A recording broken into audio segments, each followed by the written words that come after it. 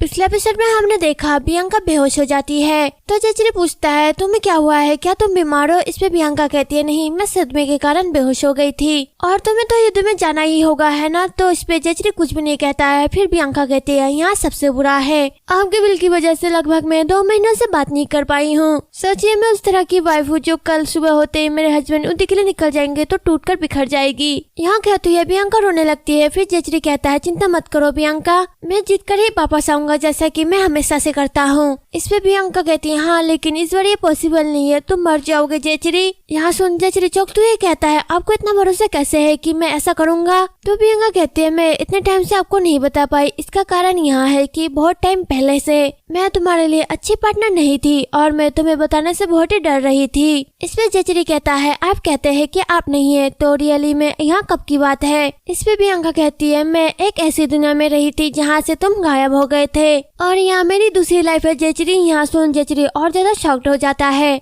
और वो मन ही मन कहता है जो ये चीप मेटल से बना ब्यूटीफुल प्रोडक्ट बहुत ही एक्सपेंसिव और वैल्यूएबल है, यहाँ पूरे महाद्वीप में फैल जाएगा और पूरे वर्ल्ड में इसका इम्पैक्ट पड़ेगा। सेवरन और अरेगन के बीच युद्ध चल रहा था लेकिन जल्दी ही यहाँ वॉर शुरू होने वाला है। प्रियंका के साथ जो मुझे सेंस फील हुआ था क्या ये वो है। फिर प्रियंका कहती है वहाँ वर्ल्ड बिल्कुल अलग है मेरे फ्यूचर एक्सपीरियंस से। प्रिंस गोटियार की घटना और अरेगन पर आक्रमण बहुत सी चीजें ऐसी तरीके से बदल रही है जिसकी मैंने उम्मीद भी नहीं की थी। मैं नहीं जानती कि अगर आप इस बार युद्ध में गए तो क्या होगा, तो प्लीज प्लीज युद्ध में मत जाइए। इस पर जेचरी कहते हैं अगर मैं इससे बचूंगा इस डर से कि मैं मर जाऊंगा तो सेवरन में तबाही से भी ज्यादा बदलाव आएगा। अरेगन का सेवरन के शक्तिहीन लोगों पर आक्रमण और अत्याचार जारी रहेगा। जब अरेगन धीरे धीरे करके अपनी सीमा से आगे बढ़ेगा वो लास्ट में अर्नो पर आक्रमण करेगा जहाँ पे आप है और तुम्हें पता है तब बहुत ही देर हो जाएगी। इस पे प्रियंका कहती है तो फिर आप यहीं पे रुकिए अर्नो में और फिर आप अपनी जगह पे किसी और को युद्ध में भेज सकते हैं। तो जेचरी कहता है प्रॉब्लम यहाँ है कि मेरी जगह पे वहाँ जाने वाला कोई और नहीं है और मुझे नहीं पता कि प्रिंस गोटार के साथ हुई घटना के संबंध में कस्टिया कैसा व्यवहार करेगी।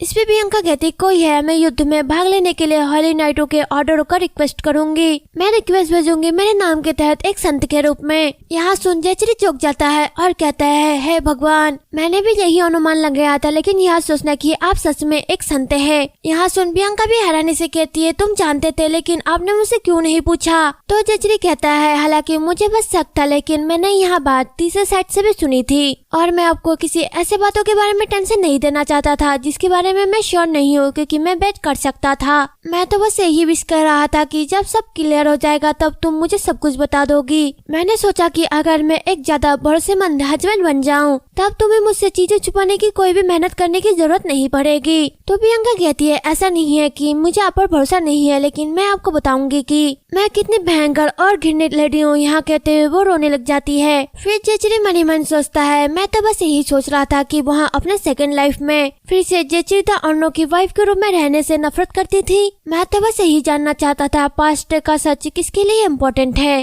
काश मुझे पता होता कि प्रियंका इतनी पीड़ा में है तब तो मैं पूरी जिंदगी भर इसका इंतजार करता रहता। फिर प्रियंका कहते हैं कि लैरी जो संत फ्यूचर को देख सकते हैं वो सबसे बुरे फ्यूचर को भी देख सकते हैं, तो मुझे ऐसे भयंकर भविष्य को दोबारा घटित होने से रोकने के लिए सक्षम होना चाहिए था। लेकिन तुम्हें फिर से युद्ध में भेज दिया जाएगा, मैं यहाँ सोचकर भी नहीं रह सकती कि तुम फिर से चले जाओगे। तो जेचरी कहता है प्रियंका शायद यहाँ मेरी ओर से बड़ी गलतफहमी हो सकती है लेकिन क्या तुम मुझसे प्यार करते हो, क्या तुम मुझसे थोड़ा सा भी प्यार करते हो। यहाँ सुन प्रियंका चिल्ला तो ये कहती है क्या आप इतना सा भी नहीं जानते हैं, अगर मैं आपसे प्यार नहीं करूँगी तो किसी और से करूँगी क्या। यहाँ सुन जेचरी मन ही मन कहता है वहाँ सिर्फ भविष्य को बदलने के लिए मेरे साथ में नहीं रही और प्रियंका को किस कर लेता है। किस करने के बाद जेचरी कहता है मैं तुमसे प्यार करता हूँ, सच में मैं तुमसे प्यार करता हूँ। तो प्रियंका कहती है हाँ मुझे पता है, मैं सब कुछ जानती हूँ। मैं जानती हूँ कि इस युद्ध को टाला नहीं जा सकता और आप कायरो की तरह भागने वालों में से नहीं हैं। अगर आप युद्ध के लिए जा ही रहे तो आप यहाँ संकल्प अपने साथ लेके जाइए कि मुझे बिलेसफोर्ड वापस नहीं भेजेंगे।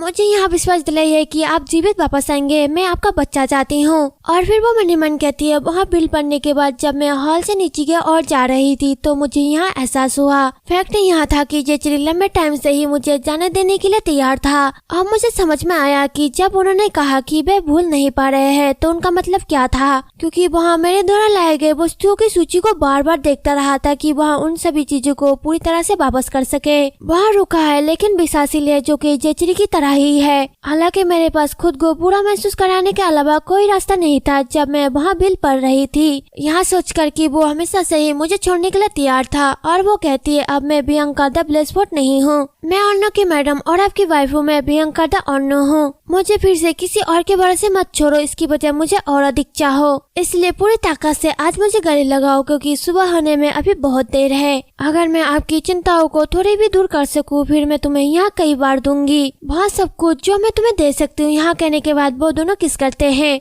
उसके बाद बियांका कहती है मैं एक ऐसी लेडी हूँ जो हमेशा के लिए अर्नो की हूँ, मैं ब्लेसफोर्ड नहीं लौटूंगी भले ही तुम्हें मरना पड़े। इस पे जेचरी कहता है मैं कहता रहता हूँ कि मैं नहीं मरूंगा, मैं बहुत ही जिद्दी और कसम खाता हूँ, हालांकि तुम भी बहुत ही जिद्दी हो।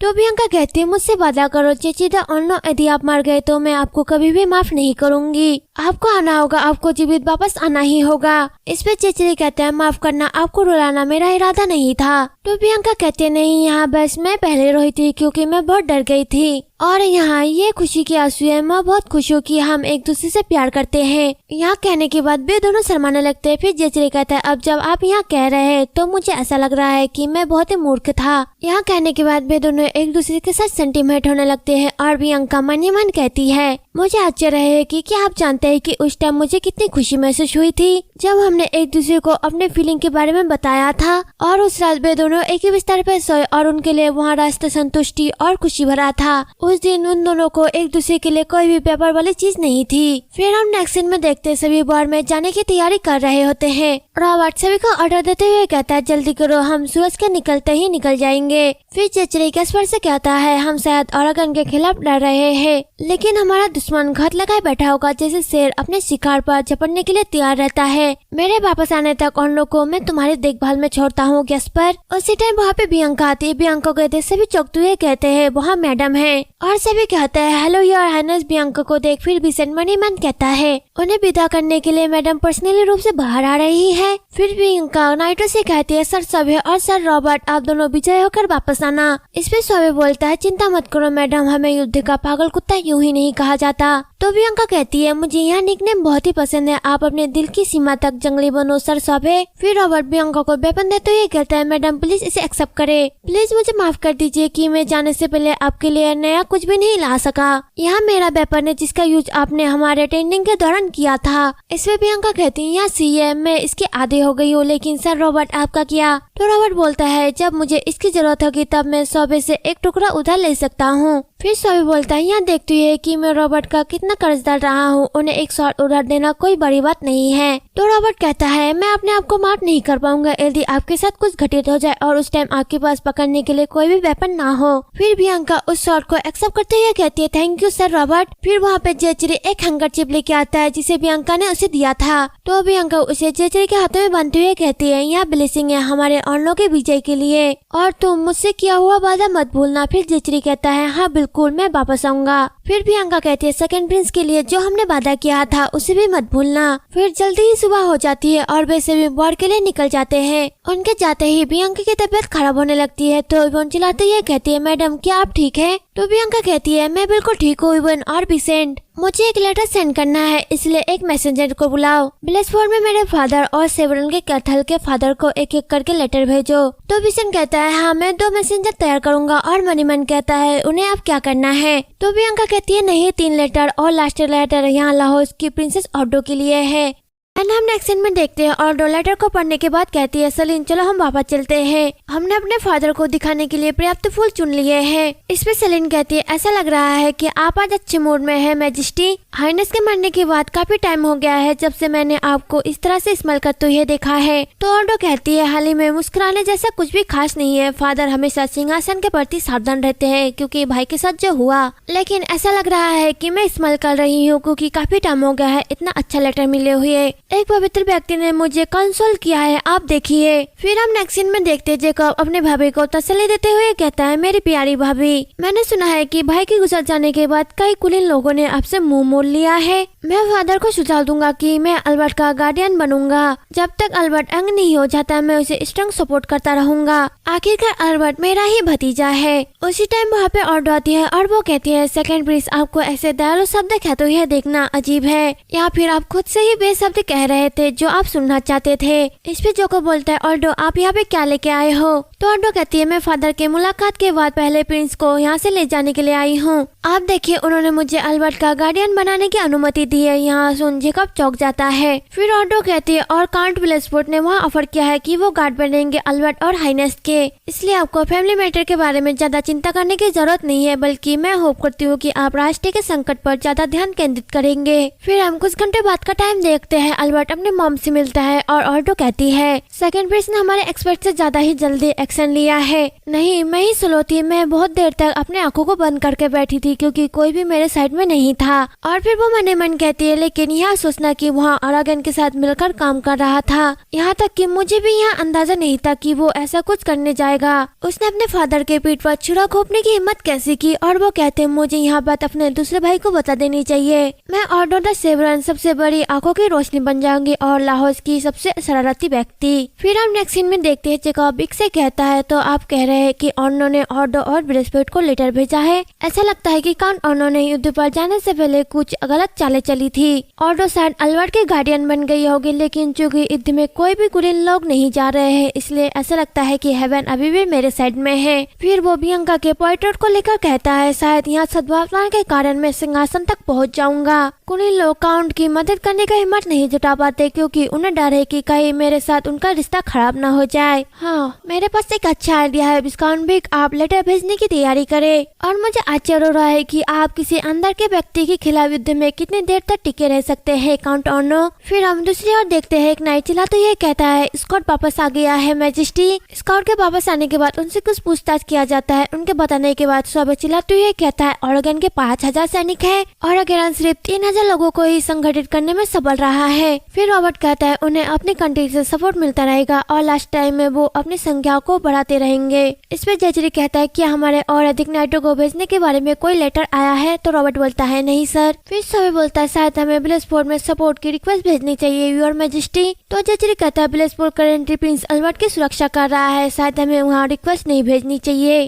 तो रॉबर्ट में डिमांड करता है मैडम ने ब्लेसपोर्ट से युद्ध में पार्टिसिपेट करने के लिए मना किया था, यही कारण है कि मैजेस्टी भी ब्लेसपोर्ट के बारे में कुछ भी नहीं सोच रहे हैं। फिर जेचरी कहता है चलो हम इसी कंटिन्यू करते रहते हैं, मैं श्योर हूँ कि अगर हम कोशिश करते रहेंगे तो हमें सपोर्ट मिलेगा। उसी टाइम एक पर्सन उनकी तरफ आता है तो एक नाइट उसे रोकते हुए कहता है रुको यहाँ ऑर्नो मिलिट्री कैंप है और अपना बिजनेस बताओ। फिर हम दूसरी ओर देखते हैं एक नाइट चिल्लाते हुए आता है और जेचरी से कहता है योर मैजेस्टी ये वो है, यहाँ 1000 लोगों की सहायता टुकड़ी आ चुकी है। जिसे सुन जेचरी हैरानी से कहता है क्या किसी ने बिना लेटर भेजे सहायता दल को भेज दिया है, वहाँ कौन है? फिर वहाँ पे मक्सी आता है और कहता है यहाँ मैं हूँ काउंट ऑर्नो। हालांकि मुझे यहाँ पता नहीं था कि यहाँ वॉर हीरो के लिए मददगार होगा या नहीं, लेकिन यह स्वाभाविक है कि यदि किसी भाग को किनारे पर धकेल दिया जाए तो यहाँ घरकोश के लिए मददगार रहेगा। फिर जेचरी कहता है काउंट डोबे तो मैक्सी बोलता है मैजेस्टी आप बहुत ही आश्चर्यचकित लग रहे हैं, मेरे पास आंसर भेजने का टाइम नहीं था क्योंकि अपने नाइटों के साथ जितनी जल्दी हो सके मैं यहाँ पहुँचना चाहता था। फिर जेचरी मनी मन करता है काउंट डोबे एक टाइम वो पहले प्रिंस के साइड में थे क्योंकि वो पहले प्रिंसेस के साथ रिलेट करते थे,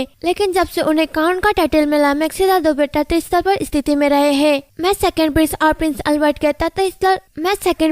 प्रिंस अल्बर्ट के न्यूट्रल में रहने की धारणा से प्रभावित था और फिर भी वो अपने नाइटों को यहाँ पे लेके आए हैं। फिर मैक्सी बोलता है हज डोबे संत का वेट कर रहा था यहाँ तक कि उनके प्रकट होने से पहले से भी, इससे पहले भी जब आप इसके बारे में पूरी तरह से अज्ञान थे जब हमने आपके स्टेट का दौरा किया। यहाँ सुन सभी मनी मन कहता है वहाँ किसके बारे में बात कर रहा है? फिर जेचरी मनी मन कहता है जैसे कि मैंने एक्सपेक्ट किया था वो टेस्ट कर रहा था। अपने स्पेशल को कंफर्म करने के लिए आपका इरादा क्या है काउंट डोबे? 3000 सोल्जर्स हाउस ऑर्नो से और 1000 सोल्जर्स हाउस डोबे से है, यहाँ तक कि एक ऐसे युद्ध में जिसमें काउंट ऑर्नो नंबर के मामले में नुकसान में था, यहाँ तक कि वो सपोर्ट पाकर भी सस्पेंसियंस में था। फिर जेचरी मनी मन कहता है आप बहुत ही टॉक्सिक है सेकंड प्रिंस, आपने उस लैंड को वियोलेशन किया जिसमें आप पैदा हुए थे और आप एक पॉइजन की तरह काम करते हैं जिससे कि हम एक दूसरे पर डाउट करते हैं। मैक्सी और डोबे क्या तुम मेरे सपोर्टर हो या फिर सेकंड प्रिंस का पॉइजन? पॉइजन। मुझे पता है कि इसका पता लगाने का केवल एक ही तरीका है। यहाँ कहते हैं वो मैक्सी से हाथ मिलाता है और वो कहता है थैंक यू काउंट डोबे मुझे सपोर्ट करने के लिए, क्या आप मेरे साथ टहलने के लिए चलेंगे? और फिर वो अपने नाइटो से कहता है आपको मेरे साथ चलने की कोई भी जरूरत नहीं है। यहाँ सुन मैक्सी जेचरी के साथ घूमने के लिए आगे बढ़ता है। या तो ये मैक्सी काउंट से कहता है आप सोच रहे होंगे कि वहाँ क्या कर रहा है ना? तो जेचरी मैक्सी की तरफ मुड़ता है और कहता है मैं माफी चाहता हूँ अगर आपको ठेस पहुंची है। आप देख सकते हैं कि मैं अन्य नॉवल मेनू की तरह मॉडर्न नहीं बना हूँ। काउंट डोबे आपकी वाइफ हमारे करीब है। आप प्रियंका के साथ उनके लेस के बिजनेस के रिलेटिव भी प्रचार करते रहते हैं। इस तरह से मैं क्लियर करूंगा अगर सेकंड प्रिंस ने तुमको भेजा है तो तुम वापस चले जाओ। तो मैक्सी बोलता है मैं श्योर हूँ कि आपने यहाँ अफवाह सुनी होगी कि मैं केवल इसलिए काउंट में हूँ क्योंकि मैं काउंट डोबे से हूँ, लेकिन मैं इसके लिए श्योर हूँ कि आपने यहाँ नहीं सुना होगा कि मैं एक नाजायज संतान हूँ। जिस व्यक्ति ने मुझे जन्म दिया उसने अपने आवश्यकताओं के अनुरूप मेरा पालन पोषण किया, लेकिन जन्म के तुरंत ही बाद उससे मैं दूर हो गया। अगर यह मेरे सिर पर न होता तो मैं एक मॉन्क बन चुका होता। जब मैंने लाहौस की कैथल के उनकी मूवमेंट के आधार पर यह अनुमान लगाया था कि काउंटेस ही संत है। जिस पर्सन ने मुझे जन्म दिया उसने किसी रीजन से मुझे एक लेटर भेजा। फादर फ्रांसिस ने बताया था कि उन्होंने एक संत का अभिषेक किया था। इस तरह से केवल यह समय की बात है कि वहाँ कार्डिल और फिर पॉप बन जाए। काउंटेस ऑर्नो से परिचित होने के लिए हर संभव प्रयास करें। जब बात संत की आती है तो हमें पहल करनी चाहिए। मुझे वहाँ लेटर तब मिला जब मेरी वाइफ कैथल काउंटेस ऑर्नो के साथ बहुत ही क्लोज हो चुकी थी। मेरे मन में मेरे फादर के रिक्वेस्ट को सुनने का कोई भी इरादा नहीं था क्योंकि उन्होंने जीवन भर मुझे एक टूल के रूप में इस्तेमाल किया। लेकिन जैसे जैसे मैं लेस के बिजनेस से संबंधित काउंटेस ऑर्नो के साथ बात कर रहा था मुझे एहसास हुआ कि अगर मैं उनके साथ कुछ भी करने को तैयार हो जाऊँ वहाँ विचलित नहीं होगी। मुझे इस बार में पार्टिसिपेट करने का और कोई भी रीजन नहीं है। फिर हम मैक्सी के फ्लैशबैक में देखते हैं कैथलीन आती है और मैक्सी को हक करते हुए कहती है मैंने प्रियंका के साथ बहुत ही बचकाना व्यवहार किया है। ऐसा कोई भी युद्ध नहीं है जिसमें कोई भी निश्चित रूप से वापस आ सके। यहाँ मेरे लिए अज्ञानता थी कि मैं एक ऐसी लेडी से ऐसा कहूँ जिसे अपने हस्बैंड को बार बार युद्ध में भेजना पड़ता है ना। मैंने प्रियंका की फीलिंग को इग्नोर किया था। मैंने हाइनेस से जो सुना है उससे ऐसा लगता है कि केवल ऑर्नो ऑरोगन का सामना करने के लिए निकला है। उन्होंने कहा है कि इस बार और भी ज्यादा कठिन रहेगा कि हमारे पास मदद करने का कोई रास्ता नहीं है मैक्सी। इसमें मैक्सी बोलता है ऐसे कैसे? मेरे वाइफ का दिल सोने में बदल गया और फिर वो थोड़ी देर सोचने लगता है और फिर वो कहता है कैथिल यदि मैं युद्ध में पार्टिसिपेट करता तो आपको नहीं लगता कि इससे काउंटेस ऑर्नो को बहुत मदद मिलती? यहाँ सुन कैथिल चौंकती है, कहती है तो प्रियंका को ऐसा ही महसूस होता था। हाउस देवर सेवरन रॉयल फैमिली की सेवा करता है। जब हमारा राष्ट्र खतरे में हो तो हमें मदद करना रिस्पॉन्सिबिलिटी है। इसके बाद हम मैक्सी के फ्लैशबैक से वापस आ जाते हैं और मैक्सी बोलता है इस तरह से मैं अपनी वाइफ की वजह से यहाँ पे आया हूँ जो बहादुर है और सम्मान का मतलब समझती है। मैं कैथिल दारदेवो की वजह से यहाँ पे आया हूँ। यहाँ सुनकर जेचरी राहत की सांस लेता है और वो अपना हाथ बढ़ाते हुए कहता है आप अपने आदमियों को भेज सकते लेकिन आपको खुद भी आना पड़ेगा और आप अपने वाइफ के प्रति भी समर्पित है। मैं आपके साथ काम करने के लिए बहुत ही एक्साइटेड हूँ। काउंट डोबो यहाँ कहते हुए वो दोनों हाथ मिलाते हैं। दूसरी ओर हम ऑरेगन के कैंपेन देखते हैं जहाँ पे एक नाइट चिल्लाते हुए आता है और कहता है एक लेटर आया है सेवरन से। फिर एक पर्सन वहाँ लेटर पढ़ता है और कहता है आयरन ब्लड अब अकेला है तो यहाँ हमारा एक अच्छा चांस है। फिर हम पहले सीन में देखते हैं ऑरेगन के सोल्जर सेवरन सोल्जर की ओर बढ़ते हैं जो कि बैटल फॉर्मेट में नहीं था। कुछ मंथ बाद सर्दियों का मौसम आ गया था। फिर हम ऑर्नो में देखते हैं जैसे ही जेचरी युद्ध के लिए रवाना हुआ था सभी उसके आदेश अनुसार कैसल में ही रुके थे। फिर हम प्रियंका को देखते जिससे बिशन कहता है आप बाहर जा रही है मैडम? तो प्रियंका कहते हैं good morning madam, please time पर उत्तरी गोदाम की जांच करते रहे ताकि यहाँ सुनिश्चित हो सके कि इसकी सामग्री खत्म न हो जाए, भले ही मैं इसके आपको करने का आदेश ना दूं। इसमें बिशन बोलता है एस मैडम, एक और बात, कुछ लोग शिकायत करते हैं कि महल खेत से बहुत ही दूर है, मैं सुबह होते ही निकल जाते हैं, इसलिए तो प्रियंका कहती है आप कह रहे हैं कि शिकायत करते हैं। फिर हम अगले सीन में देखते हैं दो पर्सन आपस में बातें करते हुए कहते हैं यदि फसल का मौसम खत्म हो गया है हमें अभी भी अगले साल के लिए मैदान को तैयार रखना होगा। क्या आपको नहीं लगता है कि इस बार वहाँ बहुत ही सतर्क हो गए हैं? तो सेकंड पर्सन बोलता है यहाँ मैजेस्टी का ऑर्डर है। तो फर्स्ट पर्सन बोलता है इसलिए यहाँ और भी अजीब है, ऐसा पहले कभी नहीं हुआ है, वहाँ पहले भी युद्ध में जा चुके हैं। सुबह सुबह जागना बहुत ही कठिन है और उतनी दूर पैदल चलना भी पड़ता है। फिर सेकंड पर्सन बोलता है सर यहाँ एक लेडी है। तो फर्स्ट पर्सन बोलता है क्या वहाँ कौन है? यहाँ कहते हैं वो पीछे मुड़ के देखता है और फिर से कहता है तुम कौन हो? इसमें गैस्पर बोलता है अपने मैनर्स पर ध्यान रखे, यह काउंटेस है। जिसे सुन वो दोनों चौंक जाते हैं और माफी मांगने लगते हैं। इसमें प्रियंका कहती है क्या यहाँ आप जो कह रहे हैं कि खेत महल से बहुत ही दूर है? तो वो पर्सन चिल्लाते हुए कहता है नहीं मैडम यहाँ वहाँ। तो प्रियंका कहती है सर गैस्पर महल की सुरक्षा का जिम्मा संभालने वाले, क्या आपको लगता है हमारे पास खेतों में जाने वाले लोगों के लिए सुरक्षा के लिए पर्याप्त मैन पावर है?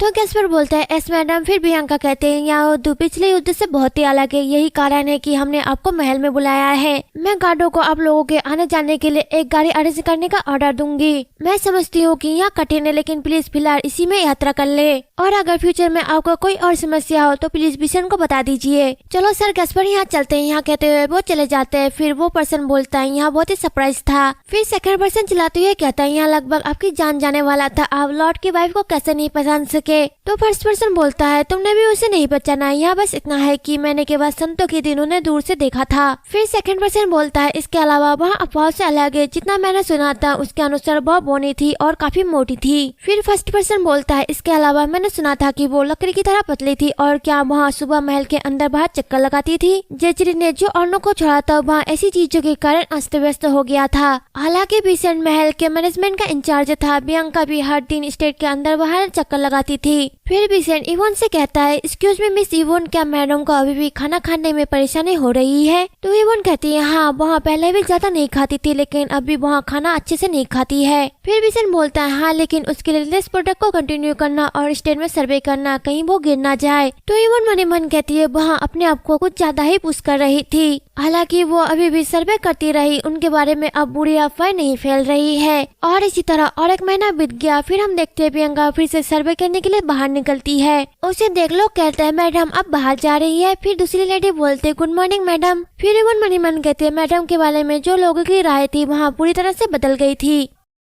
और यहाँ एपिसोड यहीं पे खत्म हो जाता है। अगर आपको वीडियो पसंद आई है तो लाइक और कमेंट करें, साथ ही मेरे चैनल को सब्सक्राइब करके बेल आइकन के बटन को भी दबा दें ताकि आपको वीडियो की नोटिफिकेशन मिलती रहे।